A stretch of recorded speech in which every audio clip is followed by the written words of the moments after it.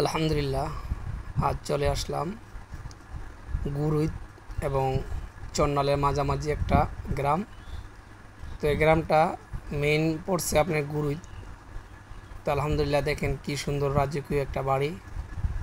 আশেপাশে বাড়িঘর নাই, একবারে কম পোলাপাইন গাছের উপর ওইটা ওইটা বাতাস খাইতেছে। বুঝুন যে গ্রাম অঞ্চলের প্রাকৃতিক বাতাস অন্যরকম একটা স্বাদ। আর একটা মজার বিষয় হলো, এখন বর্তমানে এখান থেকে দাঁড়ায় ইন্ডিয়া দেখা যায়, ওই পাশে ইন্ডিয়া। আপনি চন্নালের মাঝামাঝি থেকে ইন্ডিয়াটা দেখা যায়। আমি চন্নালের কাছাকাছি আছি, কিন্তু এই বাড়িটার উপর পাশে চন্নাল আর এই পাশে গরুজ। কী সুন্দর একটা রাজকীয় বাড়ি।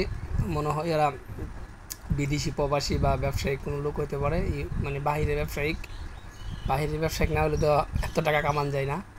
অনেক সুন্দর, শুনছি বাড়িটা 3 কোটি টাকা তাহলে বাড়িটা করছে, অনেক সেরকম করে বাড়িটা করছে। আমি অবশ্যই বাড়ির কাছে গিয়ে ক্যামেরা ধরলে কে কী কিনা মনে করে, আবার দেখা গেছে কাছে গেলে মানে বাড়িটা দেখা যায় না, গেটটা অনেক উঁচা, এই জন্য তো কাছে যাই না, দূর থেকে ভিডিও করছি, কাছে একটু করছিলাম মনে হয়।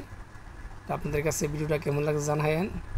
আর এখানে সাইকেল দিয়ে এসে ওই দেখেন বাতাস খেতেছে ছেলেরা।